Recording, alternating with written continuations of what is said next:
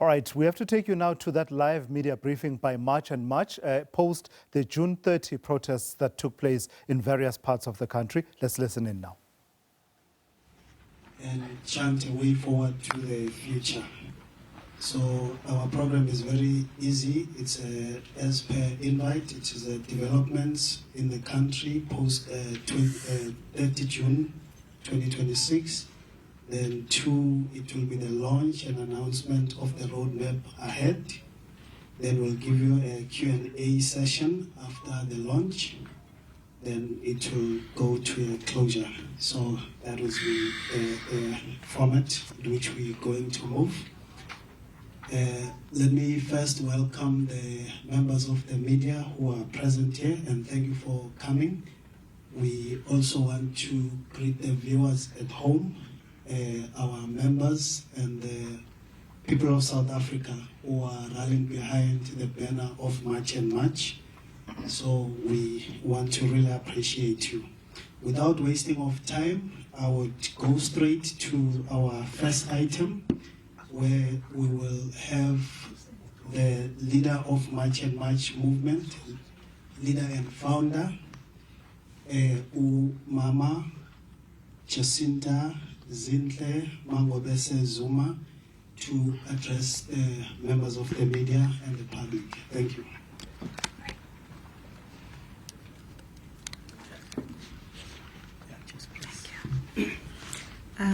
Good evening, members of the media. This is our first press briefing since the June 30th, and we thought it would be very important to have this press briefing because it's already been over a month. So today marks 34 days after the entire South Africa, particularly those who love their country, took to the streets. We had over 300 marches across the country, which resulted in over 200,000 South Africans taking to the streets on the same day. And we must categorically state that South Africans are not violent. South Africans are not xenophobic, and their cry is that of the soul of South Africa, and it must be protected.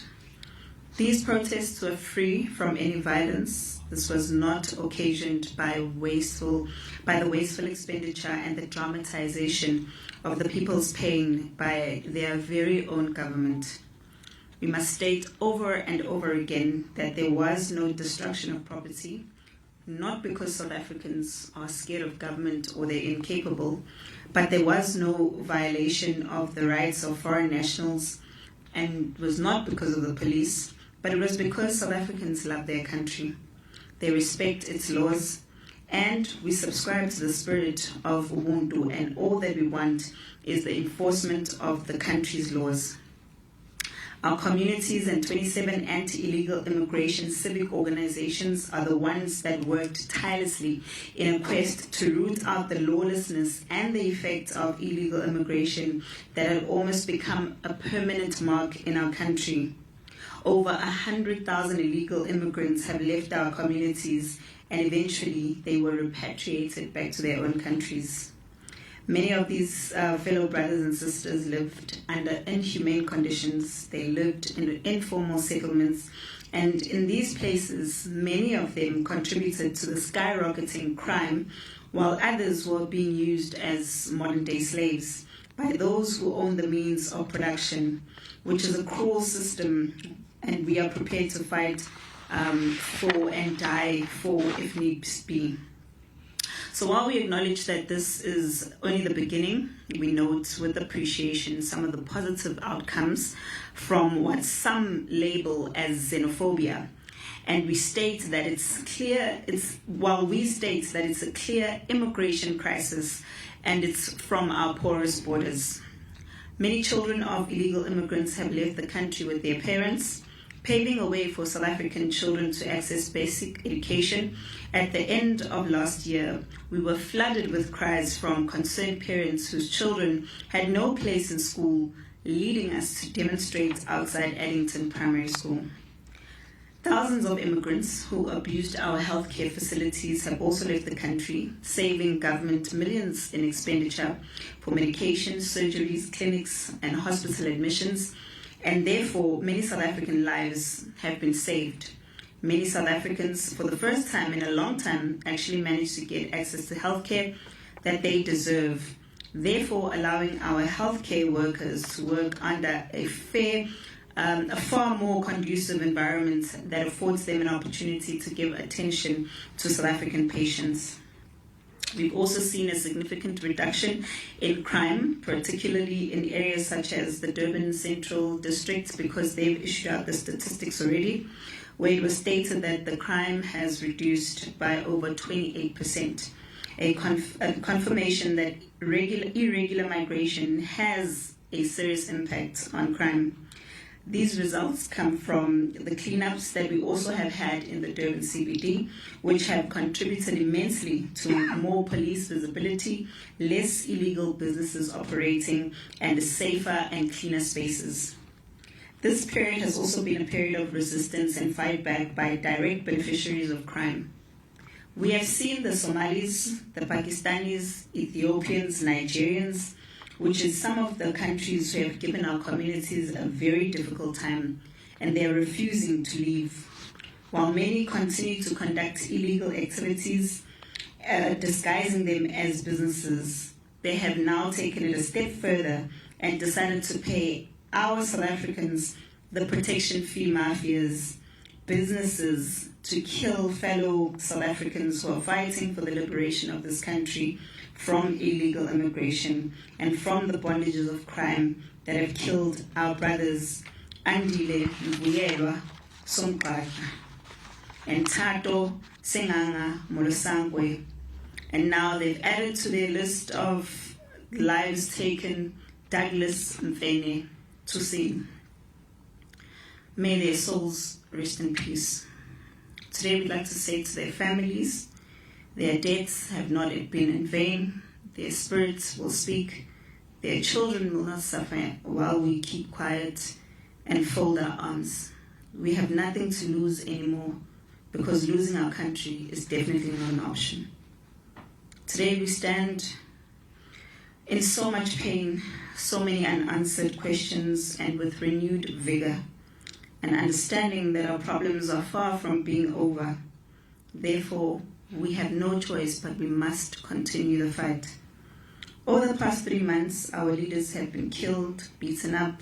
Foreign nationals have continued to rape and kill women. Children have continued to die from eating food from their spaza shops. And today, while we join hands in prayer, we'd like to also pray for our sister, Unomthandazo Mbele, the sister of Pastor Mjosti, who's currently fighting for her life in hospital, having been stabbed over 40 times by Fulgulence Nimubone, a soldier who left his country and walked into our borders to start a new life of pretending to be a pastor while being a well-trained militant in Congo. Only God knows how many more crimes he's committed and how exactly was he getting by in this country, as many of them do. Yet we have seen absolutely no empathy from the Minister of Police for all of these crimes.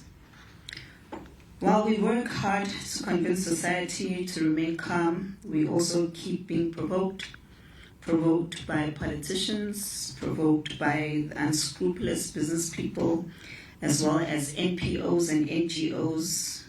We have seen skyrocketing useless press briefings aimed at launching an onslaught against the movement and giving us a new label every day. A very myopic tendency we have ignored for far too long, and today we will respond to it. Mr. Fikile Mbalula, through the figment of his imagination, has come out guns blazing, suggesting that we are a political project yet to be properly unveiled. And on some days, he claims we are a project of the IFP, some days of the MK, some days of Israel, depending on what mood he's in or what substance. Not one of the boss's press briefings seeks to acknowledge the damage and pain that they have caused to the many families from their negligence of our borders.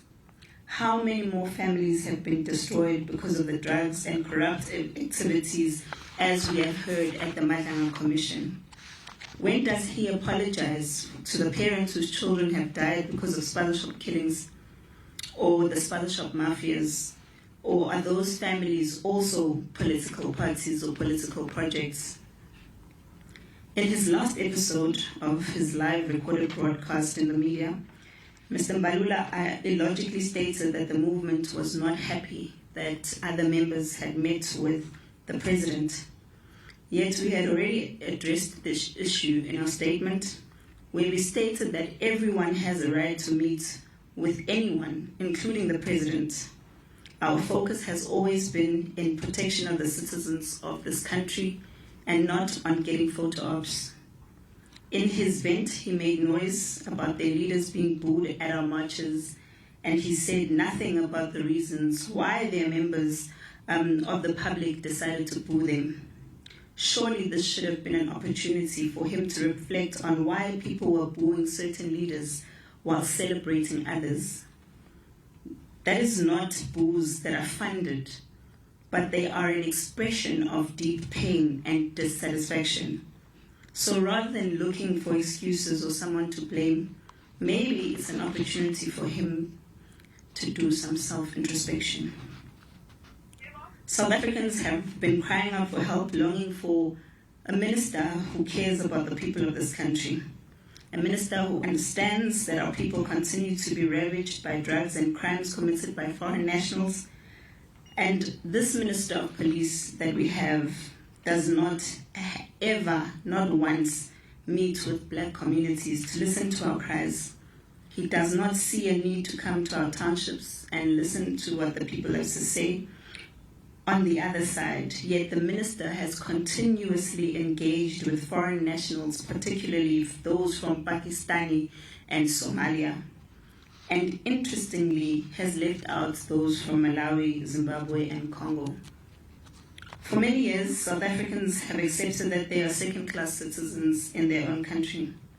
But today we confirm that they have decided to stand up for themselves, and they want to be treated the same way that minority groups are treated in the country. We have also noted with grave concern contents of a circular issued by the South African Police Service, which is dated the 20th of July 2026, under the hand of MJ Mamoteti, who is the Divisional Commissioner and Operations directing the member of all SAPS to refrain from participating in any action arranged by civilians to identify, threaten, and remove all foreigners, as they claim, from their homes or businesses, or threatened to charge the police officers. He or she further directed that community leaders and private individuals who complained about suspected undocumented persons must be referred to the Department of Home Affairs, or BMA. It is our respectful view that this seeks to diminish and or undermine that being in the country without proper documents and or illegally is a crime, and therefore this circular invites the police not to act even when crime is committed right in front of them.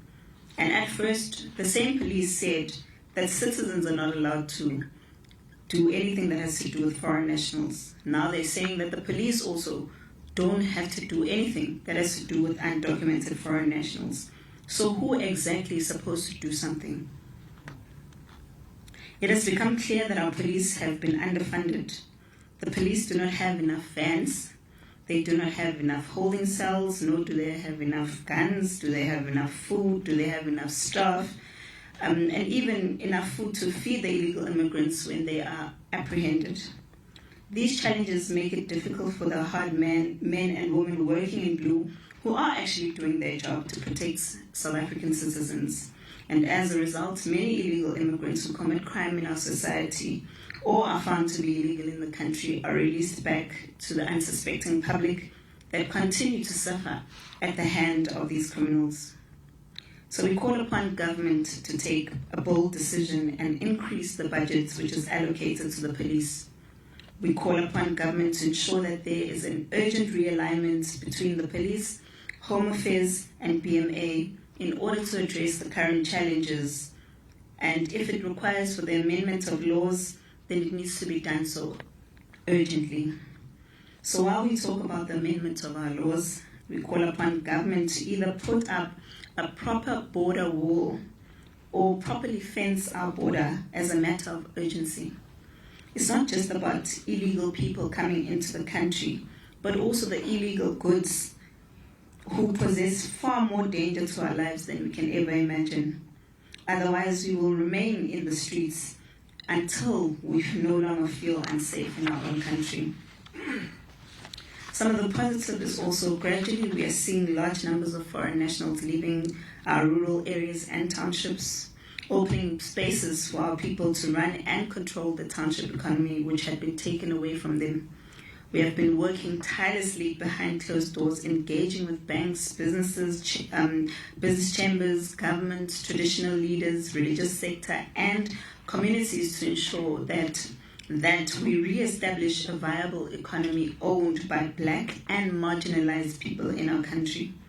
In the next 2 months, we will announce a massive partnership led by communities aimed at creating a voice for the voiceless in South Africa who want to run successful businesses. We have had successful engagements which are currently ongoing with role players within the delivery industry. The industry offers opportunities to about 10,000 young people who are currently looking for jobs in that sector. And we are working with all role players in a quest to ensure that this industry is reserved only for South Africans, because I can assure you there are no jobs that South Africans do not want to do. The movement is also not born out of hate or seeking a political spot in government, but it is a machinery in the hands of South Africans which should be utilized forever. The movement has done a careful study of the problems facing the South African people, Black people in particular. The question has always been who speaks for South Africans, and the answer is other than politicians who have been placed in parliament, absolutely nobody. South Africans live in an unsecured country with no borders, and apart from marching and voting, they have no one to look up to help. Black people die at the corridors of hospitals without medical attention. Their pain goes unnoticed. Their children are deprived of their right to study robotics in rural areas and townships, a right not provided because the budget goes to people flocking into a country unknown. The police remain extremely underfunded, yet the citizens have nowhere to go to complain. Today, we announce the movement's bold decision to establish a forum for all South Africans and Blacks in particular. This forum will provide justice to the voiceless South Africans who, for many years, justice had remained a distant cousin. We have established a non-profit entity which shall trade under the name of SA First Forum. This organization will be the vanguard of South African citizens. It will, as and when necessary, litigate against the state on behalf of predominantly Black people, owners of the economy and private individuals. The objective of the forum is to create a justice and legal buffer. South Africans who cannot vindicate their legal rights, the first case to be dealt with by this forum shall be in relation to the circular which has been issued by the South African Police Service, which we deem to be unconstitutional. The people of our country continue to suffer untold pain as a result of drugs sold to the youth, and at the pace at which the country is going, this means we will have no men in the near future. Either they will be high on drugs or illicit alcohol. Young children continue to be trafficked daily and sold as sexual slaves across the country and across the world. Communities still live in squalor with no basic services, sometimes with no shelter over their heads. And the movement has once again decided to establish a foundation tasked with the responsibility to fight social ills in our communities, run programs to take young people from the streets, help them to survive and come out of drug addiction, and integrate them back into our communities, and help young women claim their lives from prostitution in a claim to relive a meaningful life. The movement will also use this foundation to engage with all the like-minded South Africans to fund the education of a black child, build a safe net for the future of our country. The foundation shall trade under the name and style M&M Foundation, and this entity has been registered as a non-profit organization.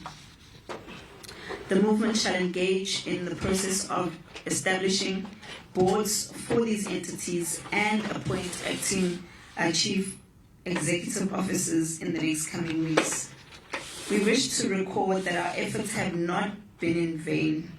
The submission by the good South Africans are slowly yielding positive results, with the white paper already moving in Parliament, and this will pave a way for the introduction of the first safe country principle, which to our joy and excitement means that there will be no Ethiopians, Somalians, Nigerians, Pakistanis, Bangladeshis running to South Africa claiming they're running away from persecution and they are refugees.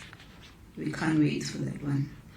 We also want to thank the Director General of the Department of Home Affairs, Mr. Tommy Makode, who has been very, very helpful when it comes to issues that we raise that have to deal with the issue of illegal immigration.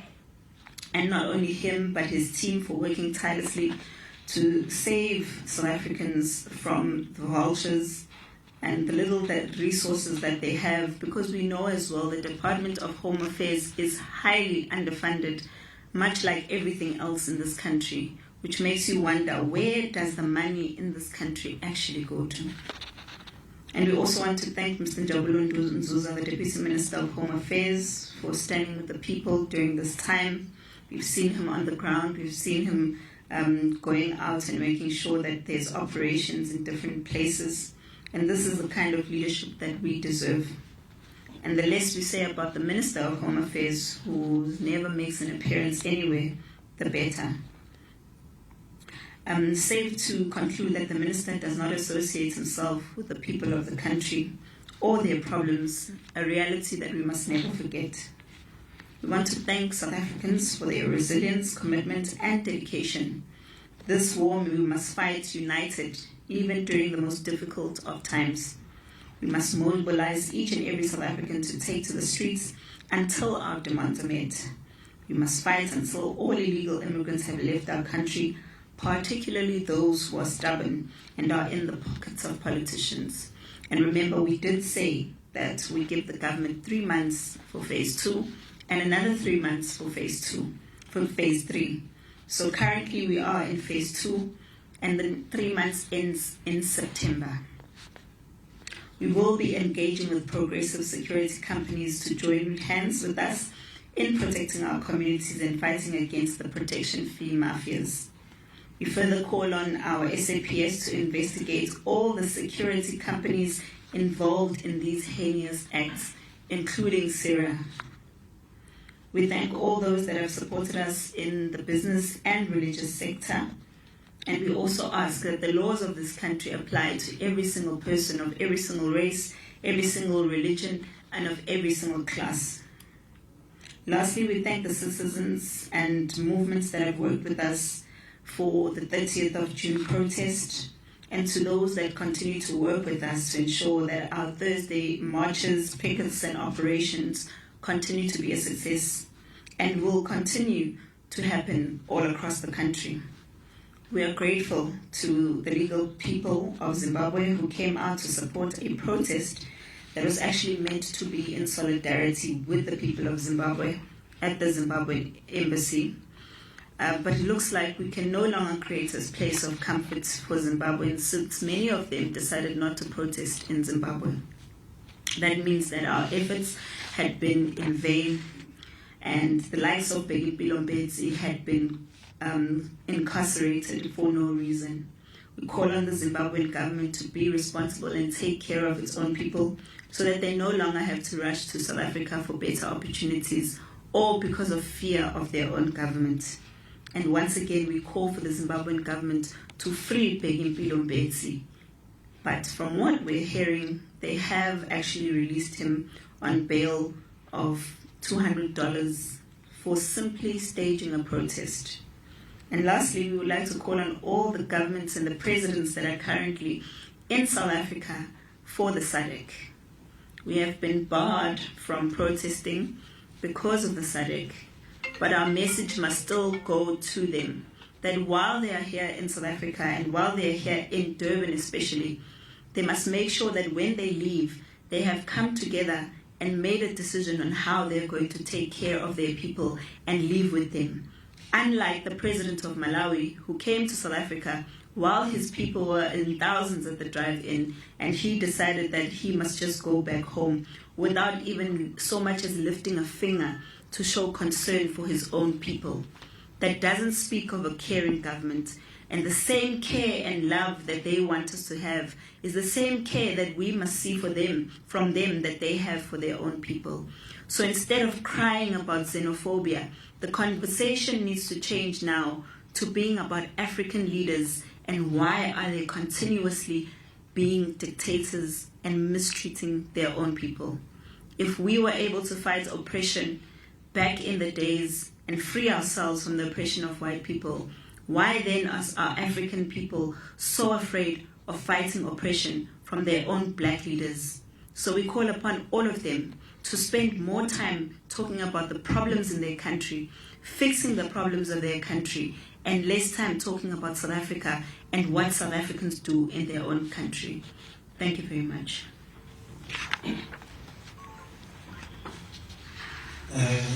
Thank you to our leader, our Winnie Madikizela Mandela of our time, No. our Lillian Ngoi in a Women's Month. So this is the statement of March and March movement.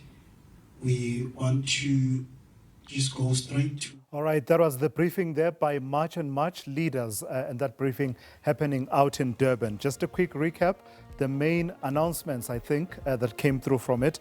The one has to do with the establishment of a non-profit organization that will be called South Africa's First Forum. South Africa's First Forum, and we are told that this forum will be the vanguard of South African citizens and will litigate on behalf of South Africans. And they're saying that they are seeking to create a justice and legal buffer for black South Africans in particular. That's the one entity from what I could hear there. The second one is the M&M Foundation, which we are told will run various programs for drug rehabilitation, for education, as well as other matters that affect communities. We then saw Jacinta Ngobese-Zuma there responding to some of the comments and criticisms that have been leveled at March and March by various leaders in society. The Secretary General of the ANC, Fikile Mbalula in particular, coming into the movement's crosshairs for some of his own comments and being asked if he will apologize to the victims who have died following, after they ate food bought from spaza shops in what Jacinta Ngobese-Zuma calls the spaza shop mafias. You also saw some statistics being thrown around in terms of the crime situation, etc., in the wake of the marches and the subsequent actions that have been taken by authorities in the country. It's one side of the story. We'll see if we can bring you other perspectives on those issues in the coming days as well.